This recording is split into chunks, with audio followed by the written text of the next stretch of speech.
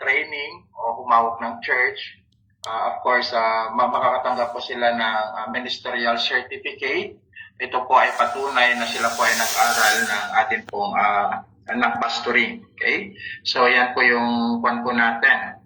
And then, of course, mayroon po tayong mga one-year courses offered. Mayroon din pong mga kumuha na rin po ng 3 years ministerial po nila. So, ang Bible School po natin ay magpapatuloy. And then, of course, mayroon po tayong mga online teaching. Mayroon pong nagtuturo po sa amin ng kung may gusto pong kumuha po ng homiletics under Pastor Ipman Sapi. At mayroon din nagtuturo sa atin ng hermeneutics. Under naman po yan kay Pastor Lito. Nasa Manila po yung nasa Manila po sila. And then, of course, Pastor Johnny, nagtuturo rin po siya ng stewardship. Marami rin pong saklaw yan regarding Christian living. And then, meron tayong Hebrew and Greek under Pastor Benz Green International. So, ibang mga Zoom, okay? Pwede po ninyong pasukan just in case you want to magpatuloy pa rin po dun sa pag-aaral po ninyo patungkol po sa salita po ng ating pong Panginoon. At ang aking pong subject ngayon ay systematic theology at ito po ay napakahalaga sa loob ng iglesia. Although lahat po ng aming pong mga tinuturo and online ay talagang mga biblical, doctrinal.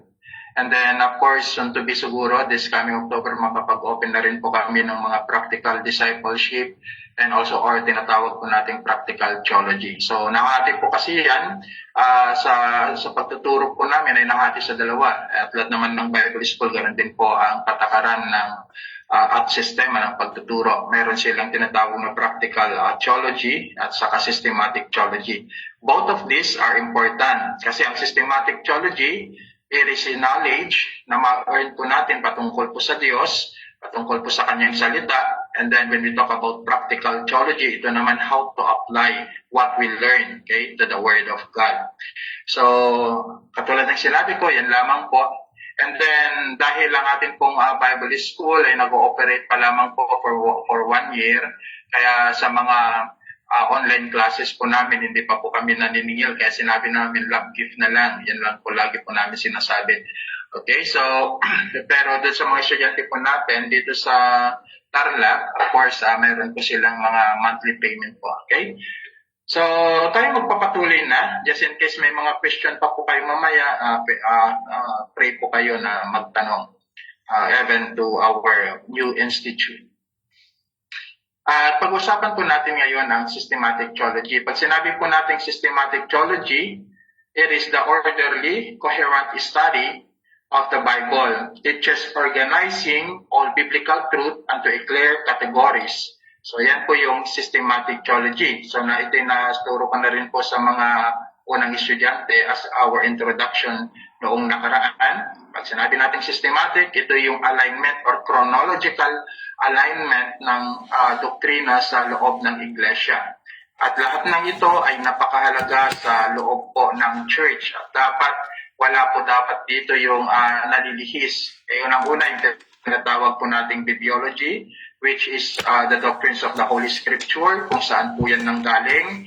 Pag-aaralan po natin yan sa systematic theology. And then, of course, His authority sa atin bilang mga Kristiyano at sa loob ng iglesia. And then, mayroon din po tayong proper theology. Ito po yung pag-aaral po natin ng the doctrines of God, the Father, the Son, and the Holy Spirit. And of course, their attribute and existence as being a Trinity, okay, the whole body of the three person. And then, susunod po dyan, after siguro na mapag-aaralan po natin itong theology proper, or yung tinatawag natin the doctrines of the Trinity, pag-aaralan po natin yan yung Christology, the persons of our Lord Jesus Christ. And then susunod po yan yung tinatawag nating pneumatology. Yan naman po yung the doctrines of the Holy Spirit. And then susunod po yan yung tinatawag po nating anthropology. So yung that is the creations and the creations of man.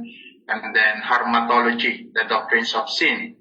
And then of course, isasama po natin yan yung tinatawag po nating ecclesiology, which is the doctrines of the church, the purpose, the mission, and the instructions of the church.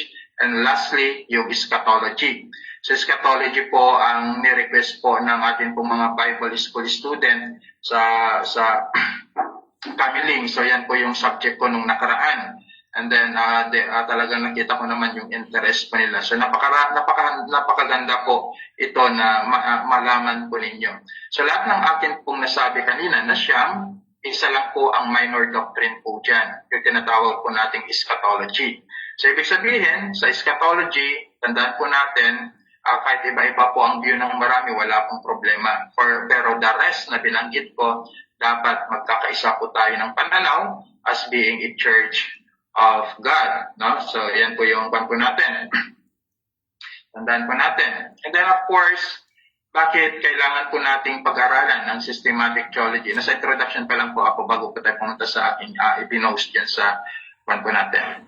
Okay, bakit napakahalaga po ang systematic theology? Unang-una, dapat makita po natin yung unity. Okay, how all scripture agrees.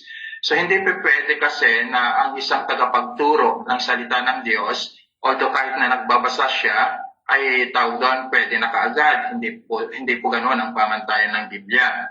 If you study in the book of 1 Timothy, beginning chapter 3, may mga requirements and qualities of the preachers, of the leaders. Bakit? Kasi napakalaga yon. Dapat na pag-uugnay po natin yung bawat verses in the Bible para hindi po tayo naliligaw.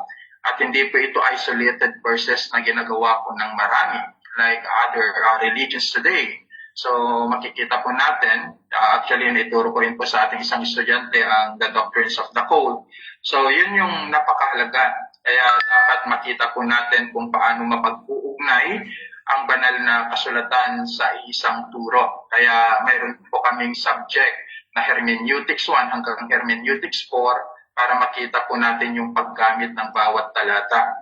Kasi pag ako po ay nagbabasa sa internet yung mga post po nila, nakakalungkot pong isipin, ano? Dahil konting mabasa lang po nila doon, ginagamit po nilang talata, pero hindi po nila chine-check yung background and context. Napakahalaga po noon. Kaya hindi lang basta, basta tumayo ka, alam mo na, nagbasa ka sa internet, okay lang, hindi po ganoon. Dapat, pag nagtuturo po kayo, lalo't kaya may systematic theology, kasi dapat ma-unite po yung scripture. Ibig sabihin, dapat nagkakaugnay-ugnay and it's not contradict itself. Totoo naman yan. Hindi po contradict ang banal na kasulatan. Wala pong contradiction. Kundi mayroon lang po silang itinuturo na isang alignment in salvation, in the humanity of Christ at marami pang iba. And then of course, dapat makita rin po natin yung tinatawag po nating clarity. Okay, so pag tayo kaya nga ito tinawag na sistema, sunod-sunod po yung sinabi ko po sa inyo kanina. Sunod-sunod po yan na pag-aaralan po natin. But by the way, katulad ng nasabi ko po nung nakaraan sa atin pong mga estudyante, isang subject po sa loob ng isang buwan. Dahil siyam na buwan po yan, kaya siyam na buwan po yan. And then siguro yung mga iba, pag medyo mahaba-haba, yun po yung magdaragdag po ng bawat week. Okay, so yan po yung pan po natin, ano? So tatapusin po natin ang systematic theology in 1 year. Okay, in 1 year. Kasi yan naman talaga ang design sa lahat ng mga kumukuha ng bachelor sa iba't ibang mga Bible school. So again, dapat yung clarity. Hopefully, nasa akin pong pagtuturo po sa inyo, just in case na mayroon po yung mga hindi pa masyadong clear, wag po kasi yung ma-hesitate na magtanong, sabihin nyo lang po at magtanong lang po kayo because we have a 30 minutes question and answer. At just in case na hindi po natin matapos yon, pwede po nating simulan at agahan ang ating pong pag-aaral para ipagpatuloy po natin na sagutin ang inyong pong mga katanungan. And then of course, ulitin ko, based on our topic lang po ang ating pong question and answer.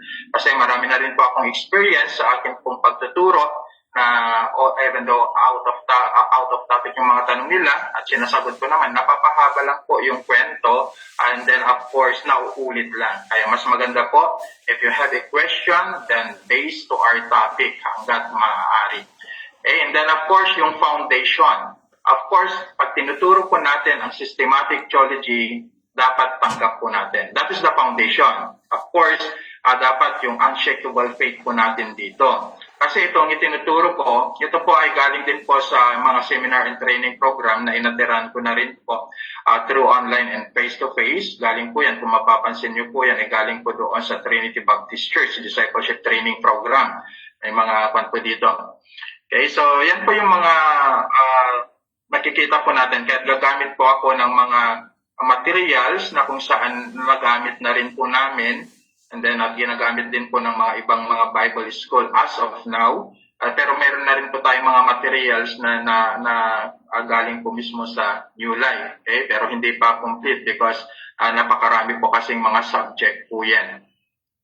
And then of course, meron din tayong tinatawag din how to apply. Yung tinatawag po natin paano i-apply yung tawag doon natututunan po natin in theology. So part po yan ng tinatawag po naming practical theology. So, mahalaga po yan. Wala po doon sa tinatawag po na ating systematic theology. Sa practical theology naman, we are offering, na-offer po namin dito yung Christian living, na-offer po namin dito yung ministry, administration, at marami pang mga iba. No? So, yan yung tinatawag po namin practical theology. Now, let us go to the introduction. So, dito na po tayo sa ating pong pag-aaral, the doctrines of God the Father. So, sa ating pong pakikinig po ng salita po ng Panginoon sa bawat churches, I do believe na laging ang sentro po natin lagi ngayon ay sa iba ay regarding the Holy Spirit, the work of the Holy Spirit, and then sa iba naman nakasentro sa Panginoon Kristo, which is okay naman, wala namang problema because they are still part of the Godhead. Pero dapat makita rin po natin yung pagbabalanse sa bawat pagtuturo natin. Most especially, dapat makita po natin the work of the Father, and then of course, yung ginawa ng Panginoong Kristo, at ganun din naman ang pagkilos ng Banal na Espiritu. Sabi dito, this study will focus upon the first person of the Trinity. So ito yung focus lang po natin. Ang unang persona ng Trinity. Okay? So, God the Father, there will be a proposition that God is knowable, yet is not discoverable by human reasoning. So, mayroong mga nagsasabi at mga kasabihan nga na sinasabi nila, ang Diyos ay maaaring makilala, ngunit hindi ito matutuklasan. Totoo naman po yun. Kahit anong gawin po natin, makikilala po natin ang Diyos through His revelation. At sinabi doon, hindi matutuklasan ng kahit na anumang pangatwiran ng tao. Because God is infinite, okay, and God is supreme. Tandaan po natin yan. Tayo bilang mga tao, we are limited. Hindi po natin kayang arukin ang kaisipan ng Panginoon. And that is written in the book of Isaiah.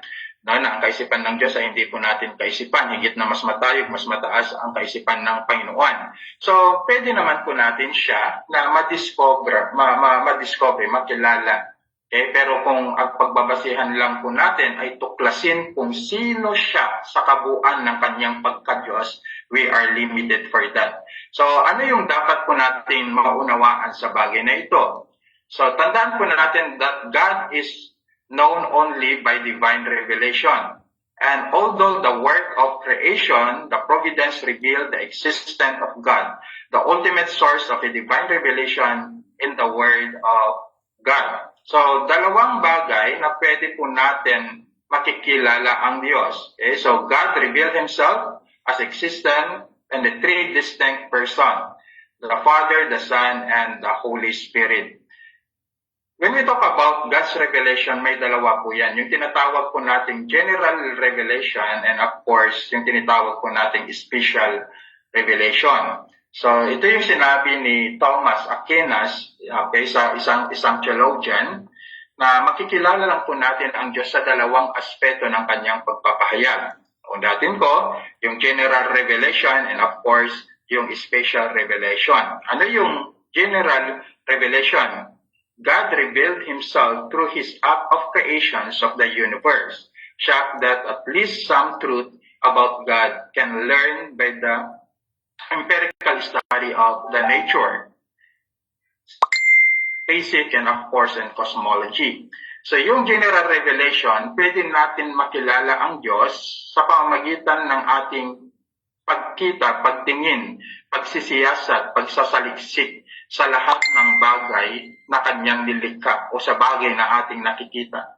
Okay, sa nature, sa lahat ng kanyang nilikha, heaven and physics and cosmology. So, pwede natin siyang makilala. For example, marami po kasi yung mga hindi nakakapakinig ng salita ng Diyos sa ngayon, but they are believing that there is Creator.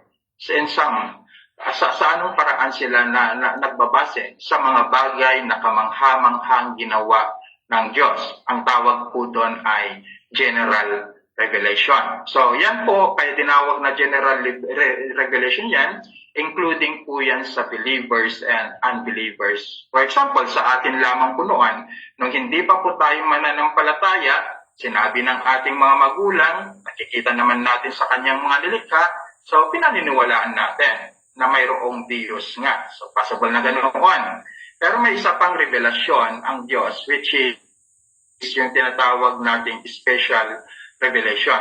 Ano yung special revelation? It is the knowledge of God and the spiritual matter which can be discovered through the supernatural means, such as scripture or miracles. So yan ang blessing naman sa atin bilang mga mananampalataya. Special revelation sa atin na po yan. Okay, unang-una yan, we can experience God's miracle in our life. Okay, and then pangalawa, dun sa kanyang salita. Yan yung kagandahan. Kasi the more that you will study the Word of God, the more na ikaw ay nagbabasa at ikaw ay nag-i-ignite sa ating pong mga pag-aaral. No? So, yan po yung lagi ko rin sinasabi sa lahat ng mga discipleship training program ko through online and face-to-face. Nasabi ko, wala nang pinakamahalagang bagay sa atin kundi yung magbasa, mag-aral ng salita ng Panginoon. And hopefully na kayo po bawat araw ay nagbabasa ng salita po ng Panginoong Diyos dahil ito yung lakas po natin.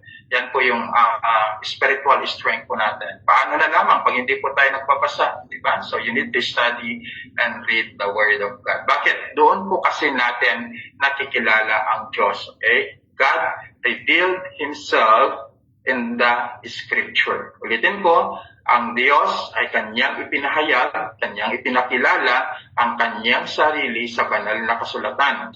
Kaya kung gusto mong makilala ang Diyos ng lubusan, read and study the Word of God. Lulungkot lamang po ako dahil maraming mga Kristiyano na they are always praying na ganito, Lord, magpakilala ka pa sa akin. Lord, gusto ko pa kitang makilala. Yun yung always prayer sa kanilang mga labi. But the problem is this, tamad po sila o ayaw po nilang magbasa ng salita ng Diyos. So, yun yung magiging problema doon. So, kung gusto po ninyo na makilala ang Diyos ng lubusan, basahin ang kanyang salita. At yan na nga po yung sinasabi ko sa inyo kanina na special revelation. Special revelation is given ng atin pong Panginoong Diyos sa bawat mananampalataya at sa bawat nagtitiwala po sa Kanya. So, yan po yung sinabi po dito sa akin pong binasa kanina.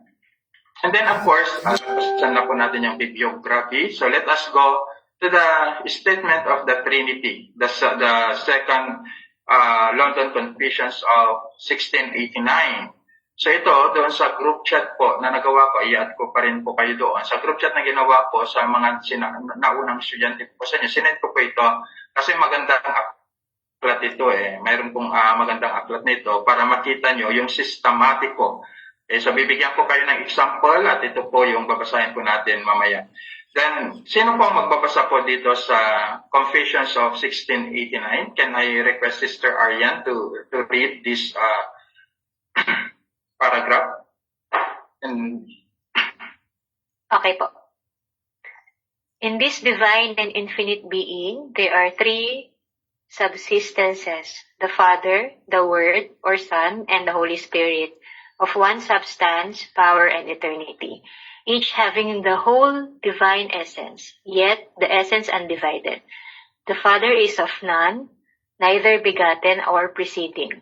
The Son is eternally begotten of the Father, the Holy Spirit proceeding from the Father and the Son, all infinite without beginning, therefore but one God, who is not to be divided in nature and being, but distinguished by several peculiar relative properties and personal relations. which doctrines of the Trinity is the foundation of all our communion with God and comfortable dependence on Him.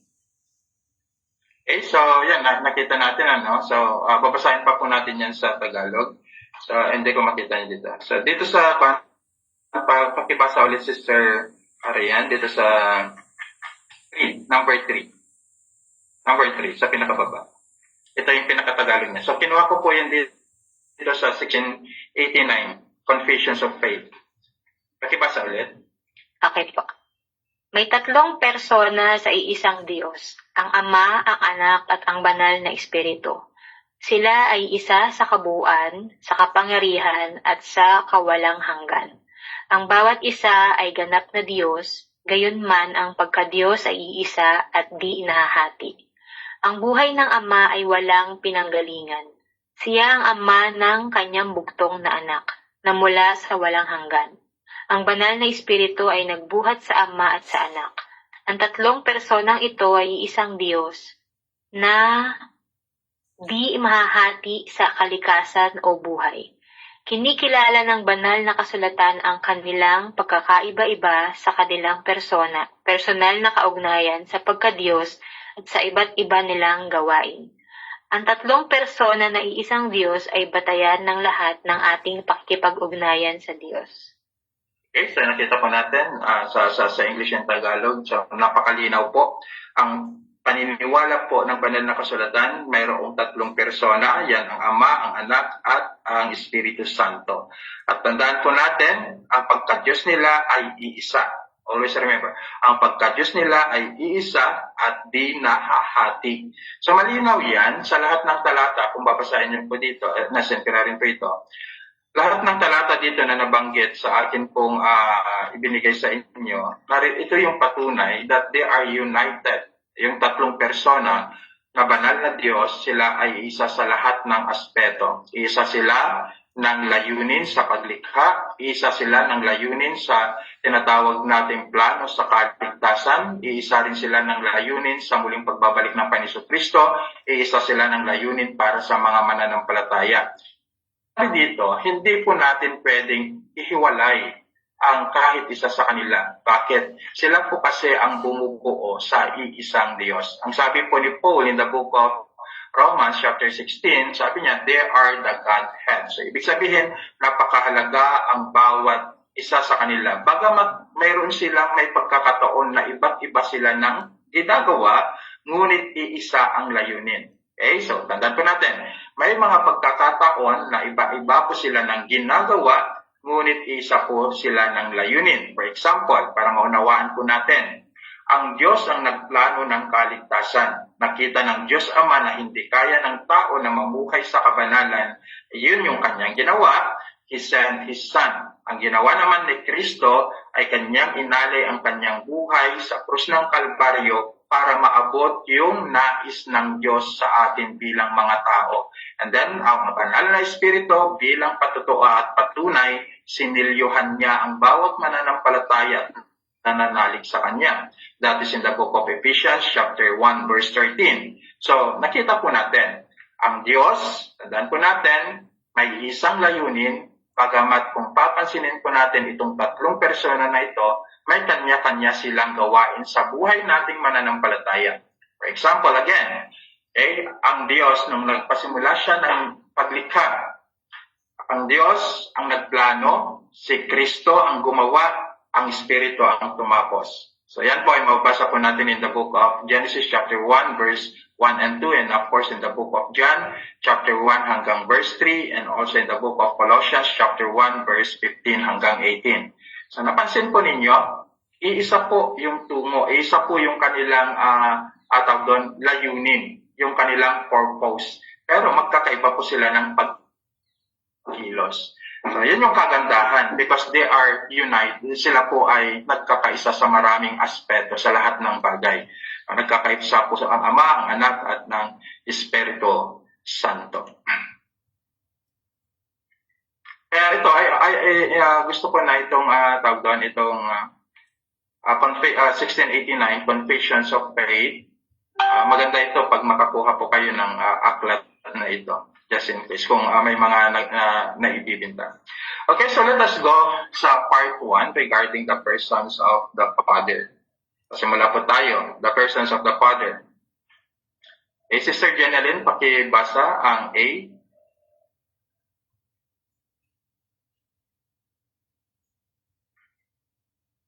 God is one in three. A. Christianity is monotheistic. We worship one God.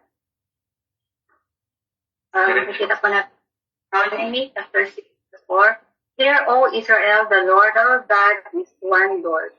1 Corinthians 8:6. But to us there is but one God, the Father of whom are all things, and we in Him, and one Lord Jesus Christ, by whom are all things, and we by Him.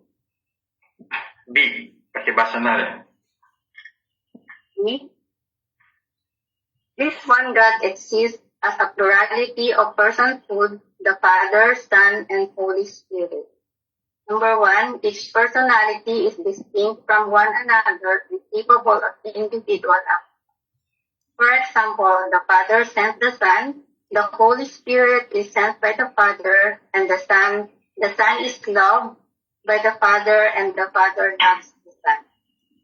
Okay, so sabi dito, Christianity is monotheistic. Okay lang. Christianity is monotheistic. So ibig sabihin, naniniwala tayo sa isang Diyos. So may mga ibang mga relihiyon. For example, ang tinatawag po nating Mormons, they are polytheistic.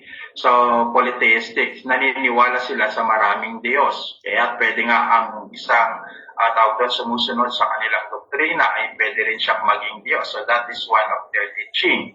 Pag-aralan po yan sa Doctrines of Old.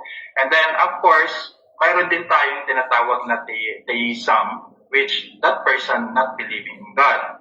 At marami pang mga iba. Okay, so ito, tandaan po natin, tayo bilang mga Kristiyano, monotheistic po tayo, iisang Diyos lang pinapaniwalaan natin. So hindi po katulad ng paninira po ng marami. For example, sa mga napapanood po natin sa TV, sa mga Iglesia ni Cristo, tapos sa dating daan, biglang sasabihin nila, hindi mo mababasa ang Trinity sa Bible. Totoo naman, you cannot read Trinity in the Bible dahil walang word na Trinity in the Bible. Kahit kahit pagbalik-balik rin mo, hindi mo rin mababasa ang rapture sa Bible. Pero kung babalik ka doon sa mga tawag doon sa context niya, mapatutunayan ng Biblia that there is a three-person exists in that sa banal na kasulatan. Ang salitang rapture naman, taken from the Latin, sa Greek word, makikita po natin yan, or Latin, na ang ibig sabihin po yan ay caught up. So walang literal talaga na mababasa sa Bible na Trinity. Clear po sa atin yon. Pero if we study all the verses na binanggit sa kanina, makikita po natin dito yung unity of the Father, Son, and the Holy Spirit. Lalong-lalo sa Deuteronomy chapter 6 verse 4. Nasabi ko na rin ito sa mga estudyante po natin noong karaan. Yung salitang God po dito ay Elohim. Ang ibig sabihin ay plural. So ginamit din po ito sa aklat ng Genesis chapter 1 in the day of creation. So plural pa rin siya.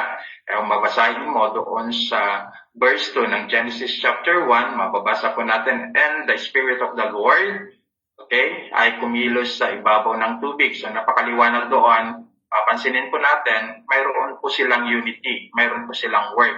And then, ang salitang God in the Bible, or Elohim, nagabanggit po ito ng more than 2,500. Okay? So, yan po karami. So, ibig sabihin, pinapatunayan lamang na ang Diyos ay isa sa tatlong persona. Sila po ay kumikilos. So ito hindi po matanggap kasi ng marami. Hindi po kasi ito matanggap ng marami, pero ito yung realidad. Now, kung bibigyan ko lang po ng example, wala po dyan, pero daragdagan ko lang to make it clear in our mind yung salitang Trinity. Ito pangkaraniwang ginagamit nila, pero hindi po natin pwedeng iugnay, okay, o iparis ang Diyos sa mga gagamitin kong mga bagay or symbolic. For example, ang isang itlog po ay nabubuo po yan ng white yolk, yellow yolk, saka tinatawag po natin shell. Pag inalis mo yung isa, bawat sa kanila, tatawagin mo ang kanilang pangalan, isa-isa. Hindi mo siya pwedeng sabihing egg. Okay? So, ibig sabihin, pag inalis mo yung shell, ang tawag mo doon shell. Pag inalis mo yung egg yolk, yung white yolk, ibig sabihin white yolk yon.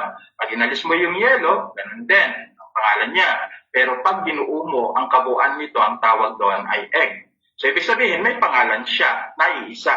Pero tatlo ang bumubuo sa kanya. Another, bulb. Ang bulb po ay binubuo po ng glass filament at saka aluminum. So therefore, ang tatlong yon napakahalaga. Pag tawag doon, inalis mo yung inalis mo yung glass, inalis mo yung filament niya, inalis mo yung kanyang tawag doon, aluminum niya. So magkakaiba sila ng pangalan. Okay? Pag bibili ka sa tindahan, pag isang material lang bibilhin mo, yun lang yung bibilhin mo. Pero pagkabuuan, may pangalan siya. Bulb, sabi mo, ilaw. So therefore, ganun din naman kung ating titignan ang turo ng banal na kasulatan. Okay? May Ama, may Anak, may Espiritu. Mayroong Ama, ang Panginoon Kristo, at Banal na Espiritu, ang tawag sa kanila ay Diyos. Now, ganito lang. Kung titignan po natin in their work, in their purpose, pwede nating tawagin sila sa isang pangalang Diyos. Pero kung makikita po natin yung segregated work nila as the Bible, kung titignan yung babasahin yung Bible, so Jesus Christ crucified on the cross, the Holy Spirit sent to the believers, and the fathers make it plan. So yan yung mga makikita po natin sa Bible. May mga categories, may mga area na parang tawag doon, isa-isa yung kanilang paggawa, pero may mga pagkakataon at mas maraming pagkakataon na mababasa mo, okay, in the Bible that they are united as one. Okay, sila po ay isa. So yan po yung binanggit doon sa Deuteronomy chapter 6 verse 4, yung salitang God is one. So yan yung sinasabi ni Moses. Pinapatunayan niya na ang tatlong persona ay iisang Diyos. And then of course, 1 Corinthians chapter 6 verse 8, chapter 8 verse 6, makikita rin po natin yung salitang God. Yung salitang God po dyan ay Theos. Again, ang Theos po ay plural sa wikang Griego. So, si Pablo, kung babasahin po natin, ang daming mga pagkakataon na ginagamit niya yung God. Pero may mga pagkakataon na God the Father, o may mga pagkakataon na our God, Lord Jesus Christ. Yun yung mga senyales na mayroong mga pagkakataon sa Apostle Pablo na binabanggit na yung tatlong persona sa isang salitang pagka-Diyos, may mga pagkakataon din na binabanggit niya yung isang Diyos lamang. For example, in the book of 1 Corinthians chapter 3, verse 16, sabi niya, hindi nyo ba alam na kayo'y templo ng Diyos? Okay? Dahil ang Spirit, that the Holy Spirit is dwelling in you. At tandaan po natin, that the Spirit, sabi niya, is God. So maliwanag po yan. Si Pedro, ganun din ang sinabi niya doon sa aklat ng Acts chapter 5. So may mga pagkakataon din, lalo sa mga introductions ni Apostle Pablo, binabanggit niya rin ng Panginoon Kristo ay Diyos. So papansinin ninyo, may mga pagkakataon na binabanggit ni Pablo ng mga apostol, may mga instances na individually binabanggit nila na itong Ama ay Diyos, itong Anak ay Diyos, itong Espiritu ay Diyos. Pero marami sa kanilang mga sulat din naman na sila ay united. Pag ginamit din na Apostle Pablo yung salitang God or Theos, ibig sabihin nakapaloob na doon ang tatlong persona sa isang Diyos. So dito sabi sa niya, this is one God. So maliwanag na exists as a plurality of personhood. Maliwanag naman yon. The Father, the Son, and the Holy Spirit. Nagbigay po siya ng example and I give you some verses sa mga ito. Unang-una, the Father sent the Son, John chapter 3, verse 16. Familiar po sa atin yan. And of course, in the book of 1 John chapter 4, verse 9. So ito yung mga patunay lang. Kumuha lang po ako ng tagdadalawang verses. Ito yung mga patunay, okay, na pagkilos ng tatlong persona sa isang Diyos, katulad ng sinabi po dito. And then, pangalawa, the Father sent the Holy Spirit, John chapter 15, verse 26. And of course, the Son sent the Holy Spirit, 1 John chapter 4, verse 13, saka John chapter 16, verse 7. So I just want na basahin po natin ang talatang ito. If you have a Bible, anyone, kung sino po ang magbabasa, ang John chapter 16 na lang, verse 7.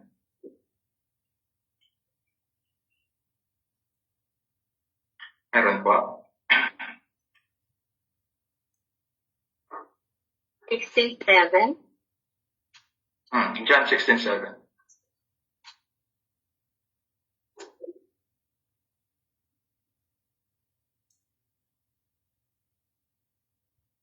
John 16:7, subalit sinasabi ko sa inyo ang katotohanan, ang pag-alis ko ay sa ikabubuti ninyo, sapagkat hindi paparito sa inyo ang patnubay at hindi ako aalis.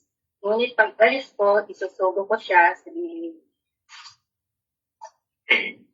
If we study, kung pag-aaralan po natin, yung tinatawag po natin sa temporal world po natin regarding yung chronological work of the Father and Son and the Holy Spirit, mapapansin po natin that there is alignment of time. In the Old Testament, pangkaraniwan, although Jesus Christ is sent, okay, as a messenger pa rin in the Old Testament time, pero makikita natin in the Old Testament, halos nakafocus pangkaraniwan in God the Father po dyan. Pero pagpadating po natin sa New Testament, makikita natin yung work of Christ, yun yung timeline ng Panginoong Jesucristo. And then, of course, pagkatapos po ng ascension ng Panginoong Jesucristo in the book of Acts, sumunod na po dito yung banal na Espiritu, which is, He is the one who working in our life as believer. So, tingnan po ninyo, ano? So, ang ganda yung kanilang unity. Sila nagtatrabaho sa lahat ng aspeto. Ang ganda yung plano ng Panginoong Diyos sa bawat isa po sa atin. Okay? Kung sila po ay 3 persona na may pagkakaisa, ito po yung pinakamagandang example po natin as believer. Sana makita po natin yung unity rin. Kaya sabi na Apostle Pablo dun sa aklat ng, even in the book of aklat po ng Ephesians, makikita rin natin yung unity of the three. And then, of course, in the book of John, sinabi rin po ng Apostle John, yung pagkakaisa rin, most especially in chapter 5, nandoon din yung pagkakaisa ng Ama, Anak, at Espiritu Santo. So, yan po. Actually, yung isa sa katangian po ng Panginoong Diyos, hindi lang po siya, dahil pag-aralin po rin natin yung attribute, isa rin po sa kanyang katangian na hindi lamang po yung siya mapagmahal na Diyos, kundi isa rin po siya sa gumagawa, okay, ng pagkakaisa. Okay, sa atin bilang mga mananampalataya in heaven, siya yung example of unity. Makikita po natin yan sa kanilang pagkilos sa banal na kasulatan. And then number 2, God bear all of the qualities of personality.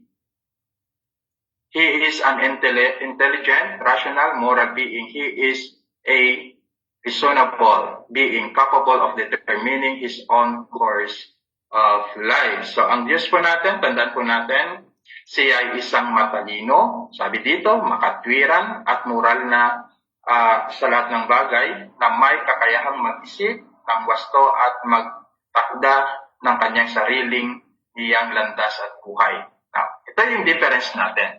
Dahil siya ay Diyos, sila ay Diyos, kaya nilang gawin yung mga bagay na gusto nila. Tayo bilang mga tao, wala tayong kakayahan na gawin lahat ng gusto po natin. Ano po yung kaibahan po naman? Ang Diyos, siya ang nagtatakda sa maraming bagay dahil siya yung manlilikha, siya yung mayroong alam sa lahat ng pangyayari. Siya yung kumikilos sa ating buhay upang isagawa po natin yung mga bagay na kanyang naisin at loobin pag tayo po ay mananampalataya. So ang Diyos, pwede niyang gawin ang lahat ng kanyang gusto, okay, which is of course not contradict to his character. Tandaan po natin yan na walang tawag doon, parusa. Of course, he is the one who made the law. Pero sa atin, hindi po natin pwedeng gawin ang lahat ng ating gusto. Dahil alam po natin that once that we are violating the commandments of the Lord, may punishment tayo.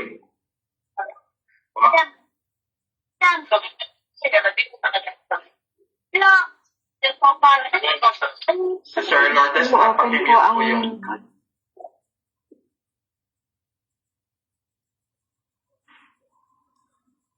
Okay, let's go. Nasaan na tayo?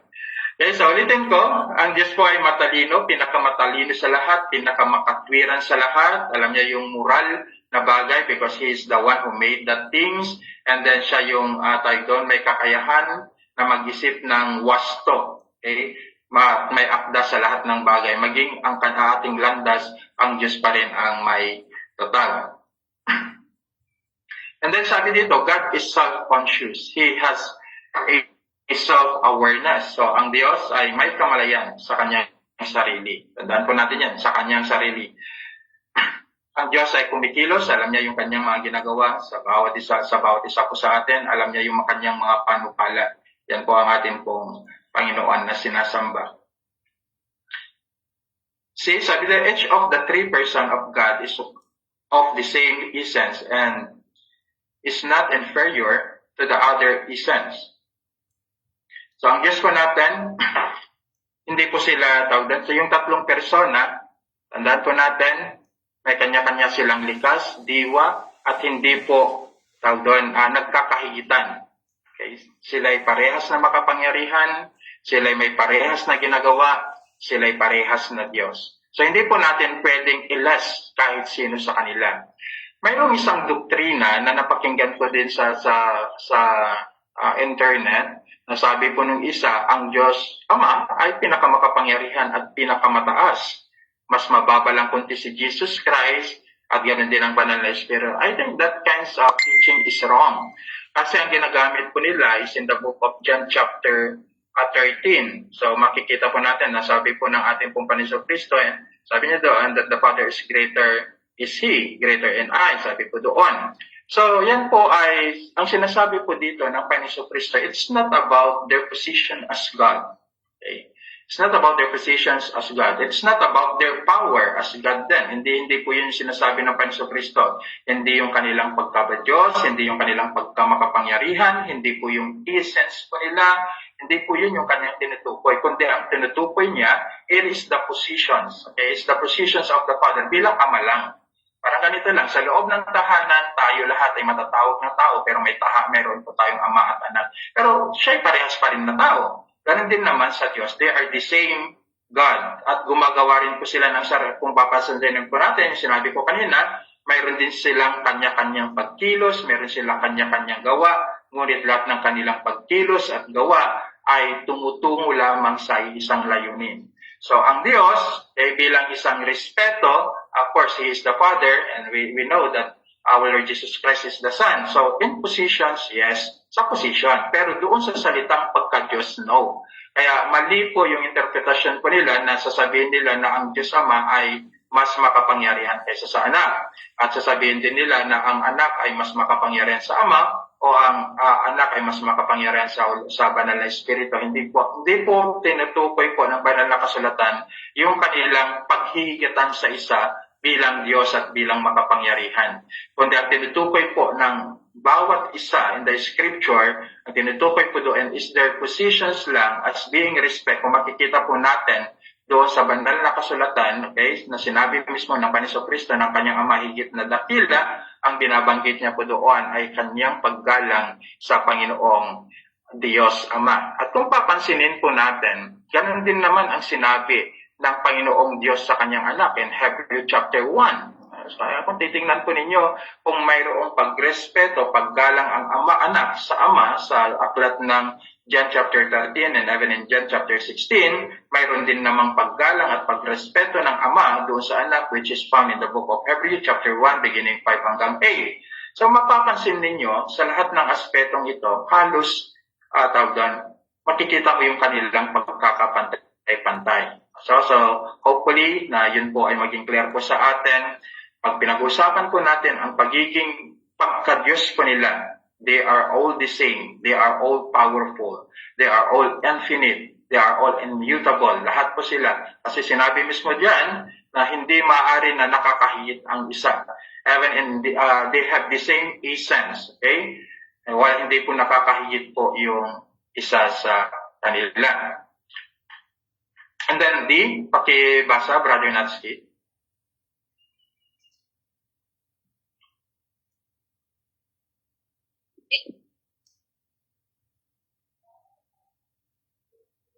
Those attribute. Wala si Brother Nats? Meron pa. Hindi ko Okay. Those attributes that apply to God also apply to each of the persons of the Godhead. They are co-eternal, co-equal. In the Bible, all divine titles and attributes are ascribed equally to to the Father, Son, and Spirit. The same worship is rendered to them. The one is as much an object of worship as the other. It is not more evident that the Father is God than that the Son is God, nor is the deity of the Father and Son more clearly revealed than that of the Spirit. Yan po. Okay. So makikita natin yan, maliwanag sa sinabi ko na rin sa inyo kanina, those attributes that apply to God also apply to each of the person of the Godhead. Bakit? They are co-eternal and co-equal po sila. So dapat, kung ano yung pagsamba natin sa Ama, ganun din sa Anak at Espiritu Santo. Kung ano po yung pagpuri natin, pagsunod po natin, ganun din po ang gagawin po natin sa lahat sa kanila. Okay? Because they are one. Sila ay isa. We have only one God. Pero existed yan in three person. So, mayroon po din akong nakita noon na sabi nila, kailangan daw na yung banal na Espiritu lang ang ating sinasamba ngayon dahil siya na yung tawag doon, sent by the Son. Katulad din daw nung panahon. Kaya tingnan ninyo, kung hindi po kayo maging aware sa mga napapakinggan po ninyo sa internet, maaari po tayong mahila. Kaya dapat maging pundasyon po natin talaga ang salita po ng Panginoon. Malay mo, sabi po ng aking napanood, that is some big church, pastora po yata yun, American. Sabi niya na dapat ang sasambahin lang yung Holy Spirit na. Tapos na kasi daw, nasambahin ang Diyos sa Old Testament time, and then pinasa kay Kristo in New Testament time, at ngayon nagmamanifesto ay ang banal na Espiritu. At yung kanilang, ang church nila is Spirit on Fire yata. Yan yung titignan po natin, pero hindi po ganun yung pamantayan ng Diyos. Paliwanag po dito, mismo sa binasa kanina ng ating pong kapatid, that they are co-eternal, co-equal, so lahat ng bagay na pwedeng i-render sa Ama ay dapat tinatanggap ng Anak at ng Espiritu. At lahat ng bagay na pwede po natin ibigay sa Espiritu, yun din ay dapat na ibinibigay natin sa Ama at sa Anak. So ano lang naman ang pwede po natin bigay sa kanila? That is our life and our worship. Nabubuo lang naman po ang ating pagkatao bilang mga Kristiyano sa dalawang bagay. It's that we give our life to God, and then of course we give our best worship to the Lord. Okay, so of course yan yung pinakamahalagang bagay. Kaya sinabi po ng Apostle Pablo that we need to offer our body as a living sacrifice, holy and acceptable sa ating pong Panginoong Diyos. So yun yung pinakamaganda na alay sa Diyos na sinasamba po natin at pinaglilingkuran. The 3% exists, Simon just partially, then undivided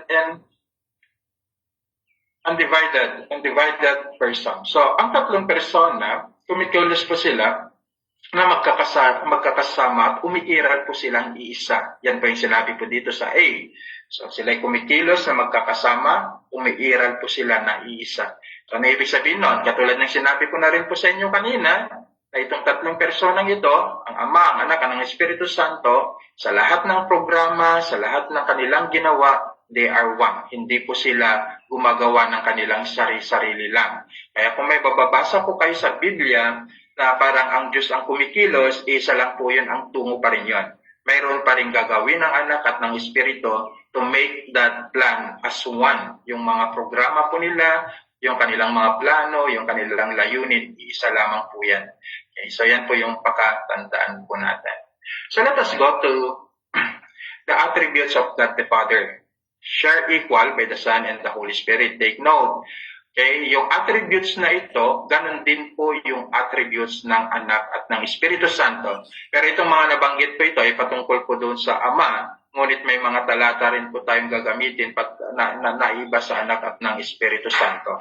Pero pare-parehas po sila ng attribute. Bakit Diyos po sila Kaya hindi mo masasabi na Diyos ang isa pag wala sa kanila ang ganitong mga attributes. Yung mga katangian po nila. So nasa tuna po tayo, unang-una, God is a spirit without body, parts, or passion.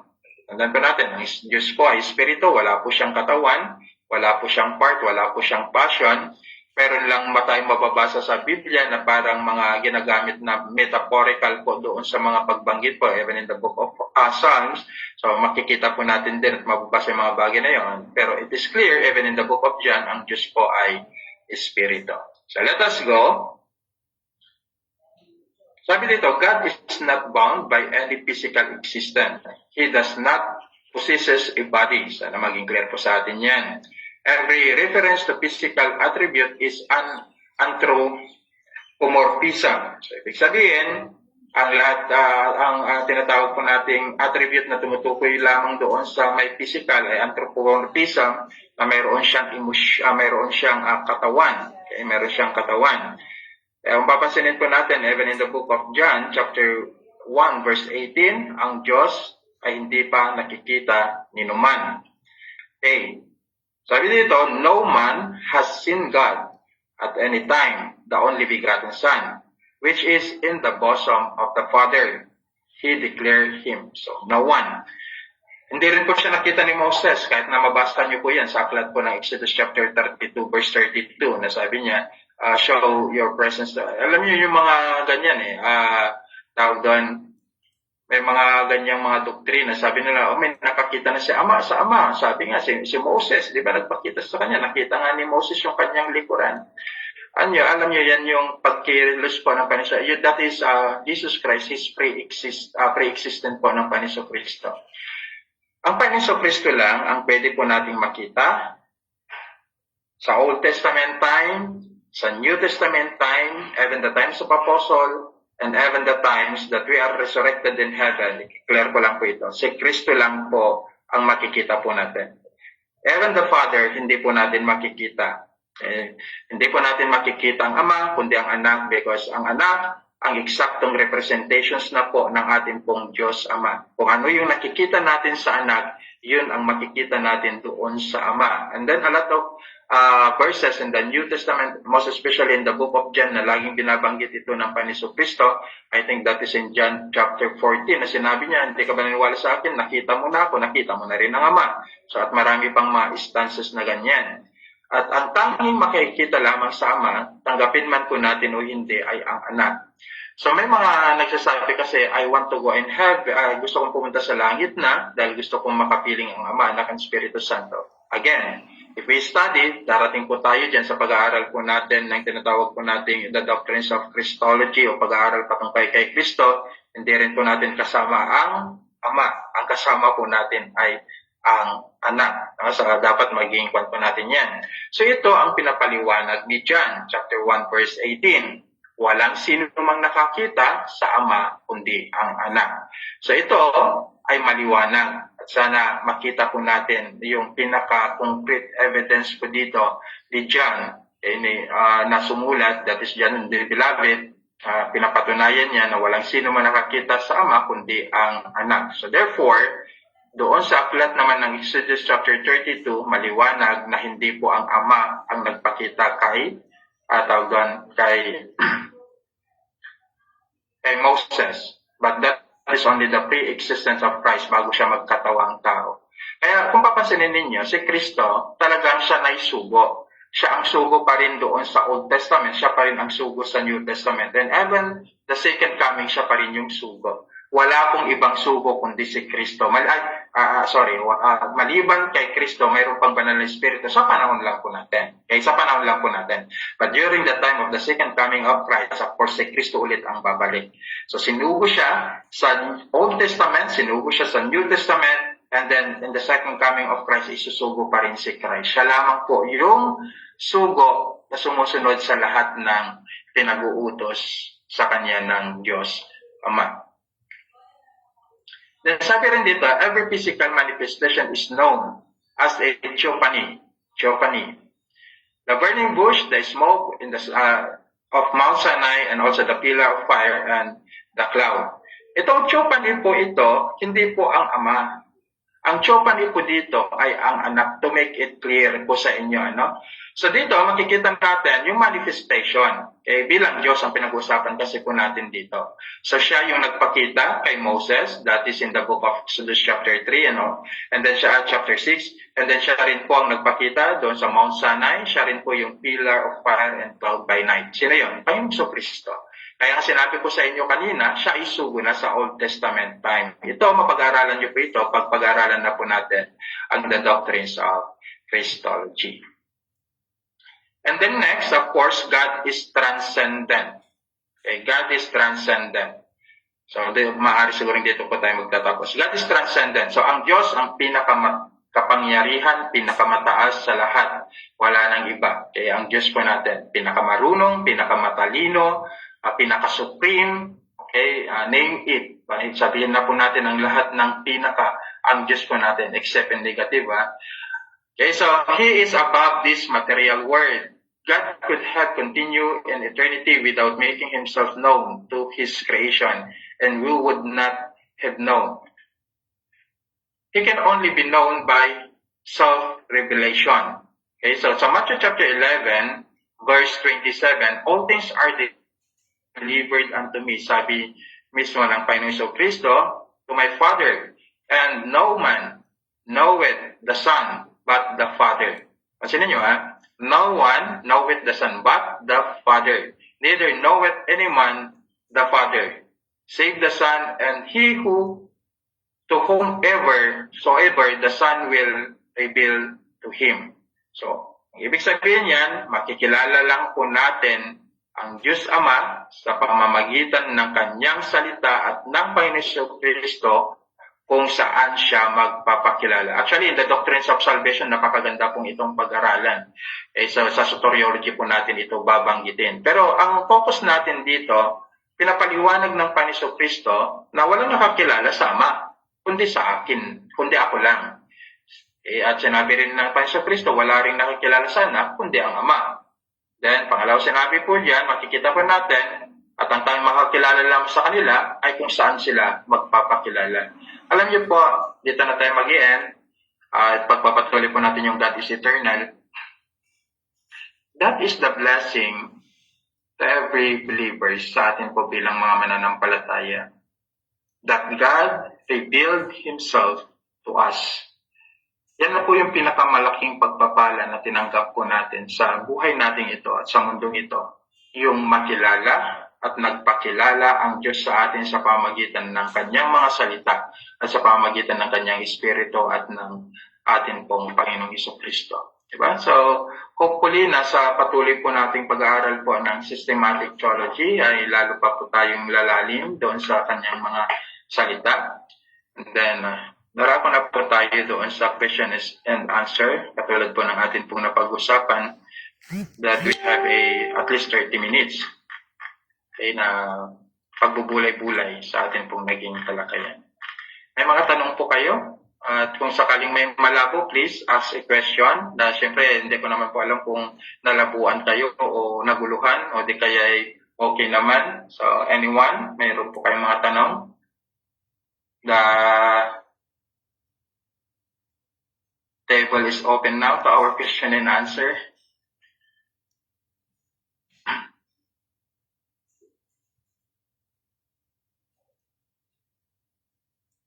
But by the way, sa inyo po, mayroon din po kayong mga examination na isi-send po sa inyo. Mayroon po kayong mga test. Kasi estudyante na po kayo dito. May mga tanong po kayo? Sister Ariel? Magtanong? Sister Jenaline? Sister Tentin? Brother Natsky? Sister Lourdes? Sister Elisa? Laking tanong? Maganda, may tanong kayo para lalawak yung ating usapan.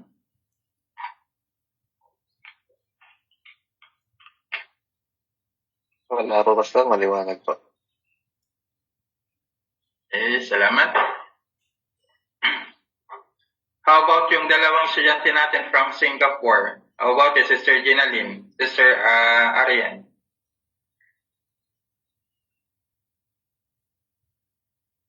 Yung sa theophany, Pastor, it is a visible. Yun ba yung ibig sabihin nun? O yung Hindi. tangible? Yun ba yun? Dalawa kasi yan.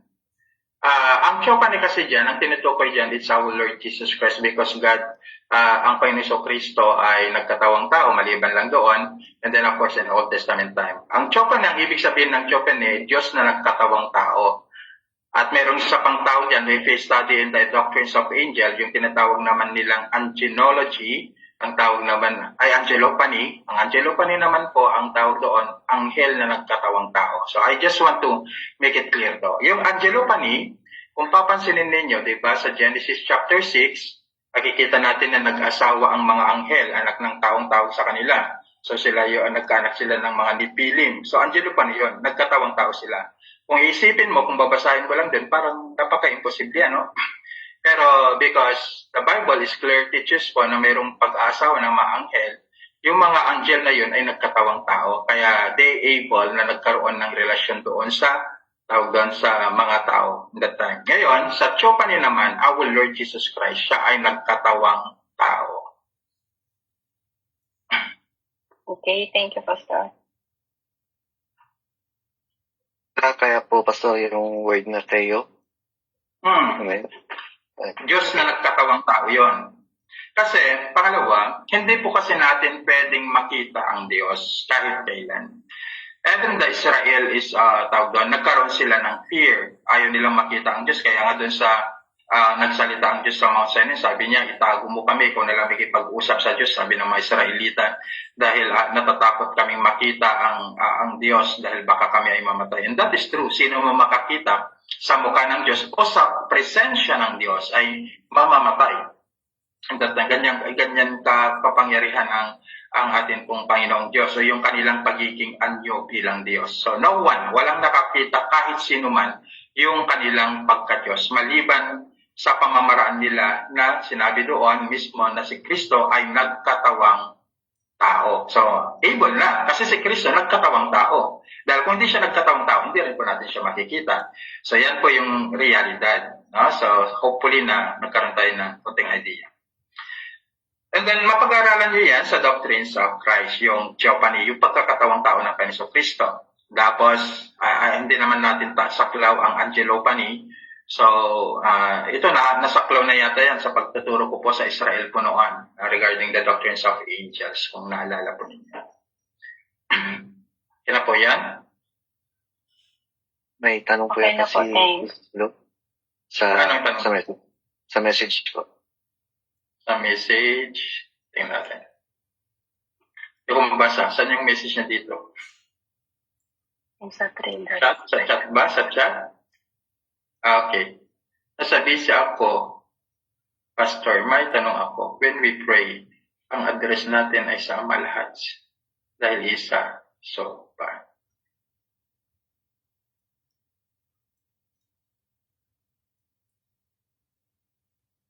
Okay.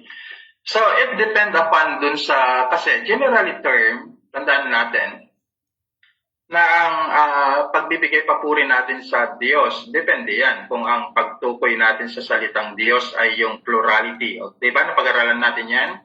May plurality na pangalan ang Panginoon. Yung salitang Diyos ay tatlo na sila doon.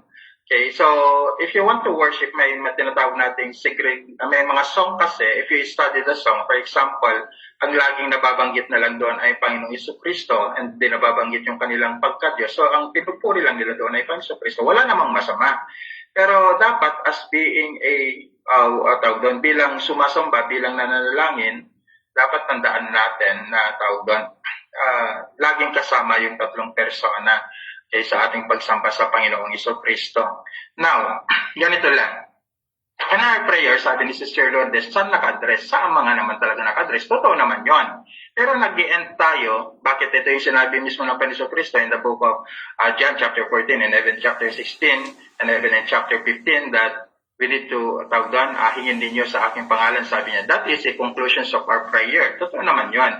Pag nag-acts tayo, laging naka-address sa Diyos. Nag-address tayo minsan doon sa Diyos Ama at minsan ginagamit natin yung Abba Father. Okay, so in general term, once that we are mentioned the word God, Panginoon, Ama, o tinatawag nating Diyos, pangkaraniwan nababanggit po natin yung tatlong iyon. Nagkakaroon lang tayo ng tinatawag nating pagkakasangay, distinction ng tatlo pag mayroong part ng ating stances na nababanggit natin yung pangalan ng Anak, nababanggit natin yung Espiritu Santo, pero as long that we are mentioning the name God, the name Lord, hopefully na ang pagbanggit natin yan, naka-address yan sa tatlong persona na iisang Diyos. Also, na iisang Diyos. So hopefully na yun ay magkaroon tayo ng idea. Kaya nga in the book of Matthew chapter 6, makikita po natin when Jesus Christ ay nagturo rin ng pananalangin sa kanyang mga disipulo, di ba? Sabi niya doon, meron na ama namin. So that is a praise to the Lord. And then, of course, meron pa tinatawag na supplications, thanksgiving, and then at the ending, ang Panginoong Jesucristo. So, wala pong masama. Hindi naman problema doon sa, doon sa pananalangin natin. Kung, nababanggit po natin yung tatlong persona. Pero I think yung sinabi ni Sister Lourdes dito na ama ay general term yan. Kasi even Jesus Christ can call him a father. Kaya pag-aaralan po natin yung title names ng ating pong Panginoon Kristo, tinatawag din siyang ama maliban sa Holy Spirit. So natatawag din siyang ama, natatawag din ama ang the Father. So parehas lang sila, co-equal po sila dyan. So much better, binabanggit natin, ama namin o Panginoong Diyos. Yan. Sa prayers po naman ninyo, hindi naman laging nakapokus doon sa isang persona. Laging nababanggit naman yan yung God Laging nababanggit naman yan yung Lord. Tama ba ako? Sino ba nagpipray sa inyo hindi binabanggit ang God and Lord? Anyone? Ikaw, Brother Natsuki, pag nagpipray ka ba, hindi mo nababanggit yung name ng Lord and God? Nabanggit po, Pastor. Nababanggit. Pangkaraniwan. Even in person worship, nababanggit po natin yung name ng Lord and God. Plurality po yan. Plurality po yan. Nagkakaroon lang po sila ng singularity pag binanggit na natin yung Ama, yung Anak, or name of Jesus Christ and Holy Spirit. Nagkakaroon po doon ng singularity. But I do believe, pag binabanggit po natin yung Father, yung God, and also and Lord, nasa plurality po tayo doon. So, ibig sabihin, naroon na yung pananalangin at pagsamba po natin sa tatlong persona. At pag binabanggit naman natin yung Ama, Anak, o yung at pangalan ng Panginoon Kristo o ng Espiritu, singularity po yan. At least in our prayer, na makikita po natin, and even in our worship, naroroon pa rin yung tatlong persona na atin pong sinasamba. Kasi yun sinabi mismo sa pinag-aralan po natin. Yung equal nila, co-equal nila as God, dapat yung address po natin sa lahat ng aspeto, dapat yun din ang na-address po natin sa kanila. Worship, prayer, exaltation, so dapat na-address din sa tatlong persona na isang Diyos.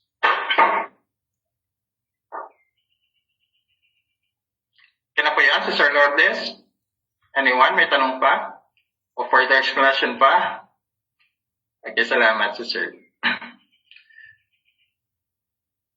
Okay lang po yan, mga practical basta na-align po tayo doon sa topic po natin. How about Sister Arian? May tanong pa, Sister Arian? Meron po, Pastor. Regarding po dun sa statement on the Trinity from the Second London Confession, pwede pong pa-expand pa po nung ibig sabihin nung Son is eternally begotten of the Father and the Holy Spirit proceeding from the Father and the Son. Pakibasa? Yung the Son is eternally begotten of the Father, the Holy Spirit proceeding from the Father and the Son. Okay.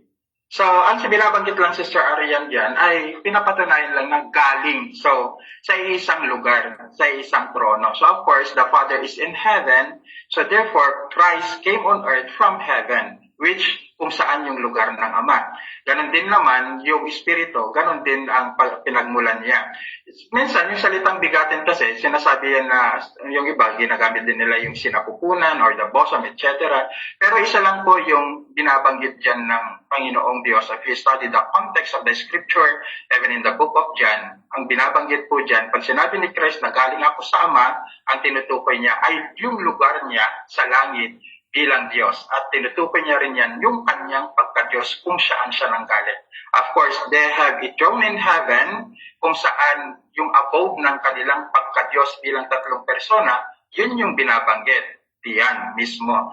And then of course, nung sinabi ni Jesus Christ dito, kahit sinabi niya, galing ako sa Ama. Okay, so that is yung kanyang siya. Ganon din ang Holy Spirit, galing din mismo sa Ama. So they are sending by the Father The Father sent His Son, the Holy Spirit sent His Son dito sa mundo nito, isa po ang pinanggalingan saan? Sa lugar na Ama. Okay na yan, Sister Arian? Okay po, Pastor. Thank you po.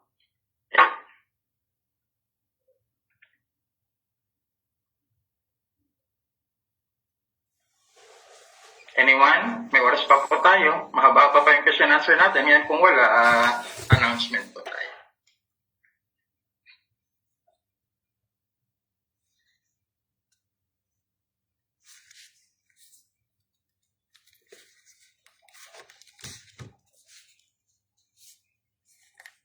Pa, Sister Maisel. Dito pala Sister Maisel yata eh. Wala. Meron. May tanong ka, Sister Maisel. Sister Tentin. May tanong? Malinaw naman po, Pastor.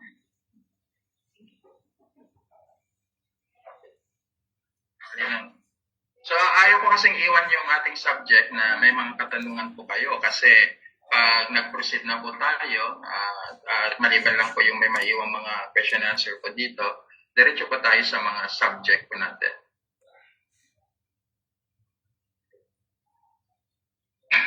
Now, let us go to kung wala po kayong mga tanong. Na-orient ko na kasi si sister mo, Arian Marcela, galing po yan, nasa Singapore po sila with Sister Gina Lynn. So, nagtatrabaho po sila sa Singapore and the rest of you, nagtatrabaho naman po dyan sa Israel. At hopefully, ito po ay hindi lamang po siya Bible study na ginawa po natin or discipleship program. Ito po ay pag-aaral po ninyo. So, kayo po ay magtatapos. If you finish po yung course po natin ng 1 year, makakuha po kayo ng diploma. Okay? Yan po yung ibibigay po sa inyo ng atin pong Bible School. Ang atin pong Bible School ay meron din pong co-partnership po sa Manila. Yung Kingston Bible College, saka doon sa Philippine Theological Seminary. So, ito po yung mga co-partnership po natin. Actually, meron din po sana akong meeting this coming August 8 para doon sa mga programa pa, pero hindi lang po ma-fix yung aming pong mga schedule. And then, meron po kaming 1 year, meron pong graduation this coming April, that is in the month February and March, may graduation na po yan. So, hopefully na matatapos niyo po ito.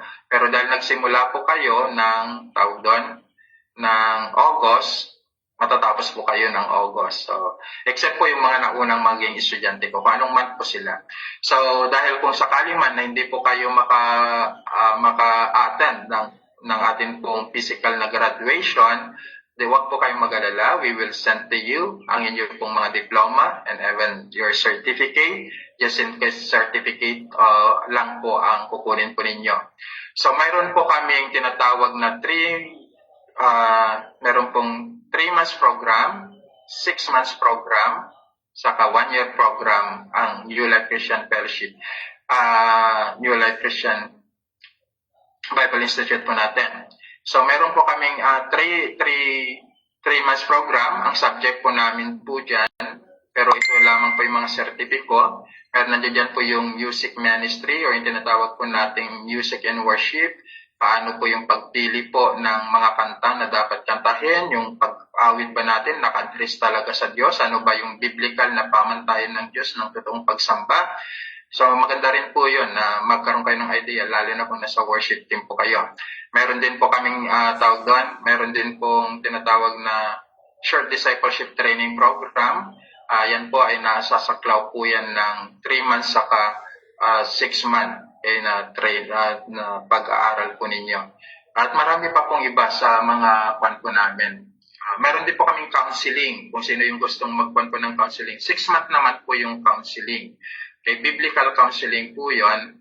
So, yun lamang at bawat darating po this coming, after siguro this year, ay talagang magkakaroon na po ng tuition fee bawat subject po namin. Dahil yan po yung inaasikaso namin at siniset up po namin sa mga kasama kong guro. Dahil siyempre, nagtuturo po kami, hindi naman po kami nagpapabayad, pero kailangan po ng institute, kailangan din po natin ng mga tagapagturo po ninyo. So yan po yung mga inaayos pa po namin ng gusto. And hopefully, yung mga bagong pasok po ngayon, Sister Elisa, Sister Lourdes, Maisel, and then Pastor Roda, Sister Tintin, hopefully matapos po ninyo. Dahil pag natapos niyo po ito, certified pastora na po kayo.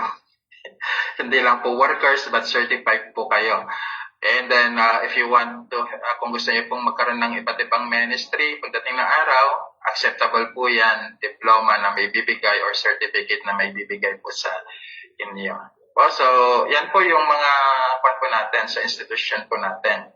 Ayun, kung gusto po pa rin magpagawa na, meron po tayong New Life Christian Bible Institute po na with, I don't know kung naka-friend na po kayo doon kasi nag-ask naman po ka ng mga friend request sa inyo noon kung nandoon po kayo. Masusubaybayan po ninyo yung pagtuturo po namin and even yung mga napopost po natin mga estudyante po doon. So, just makipag friend lang po kayo doon sa New Life Christian Bible Institute po natin.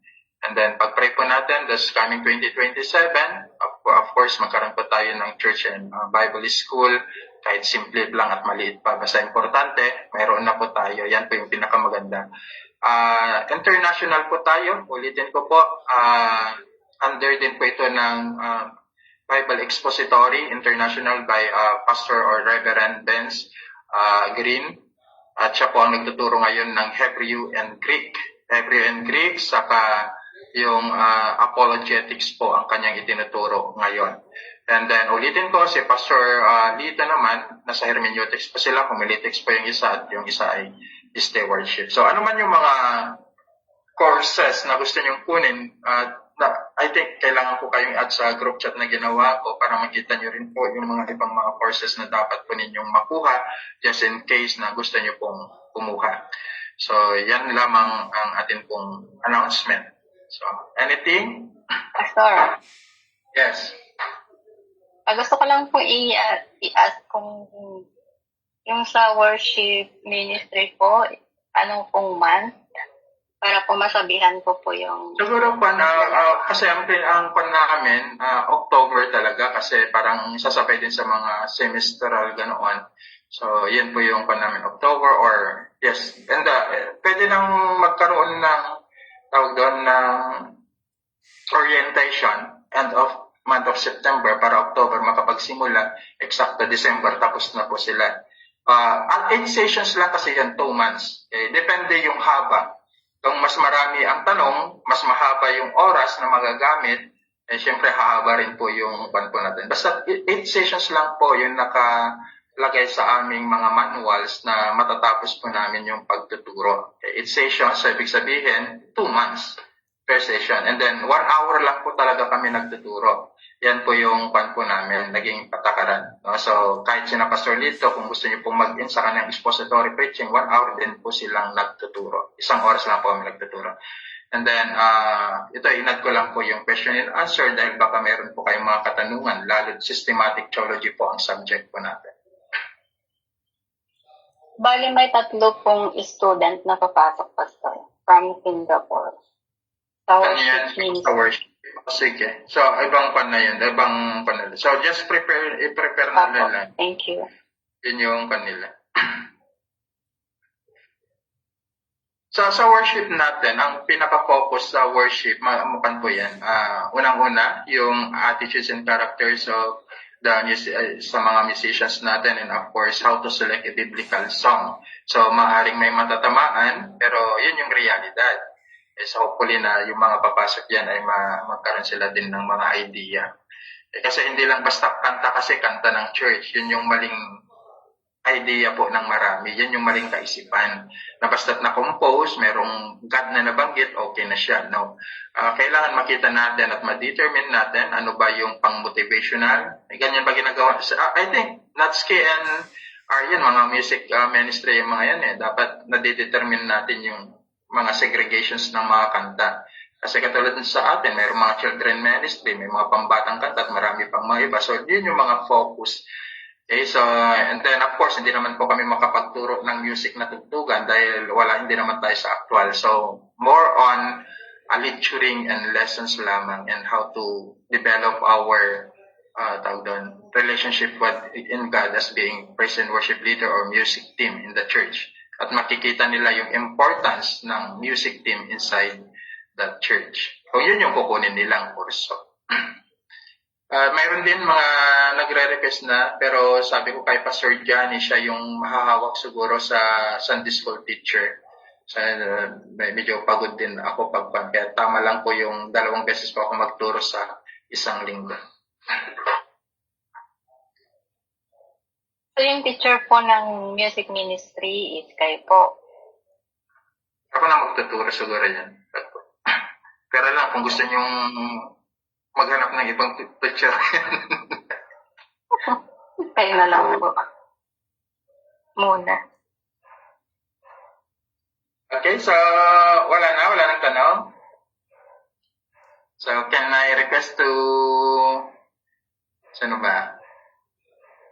Sige, si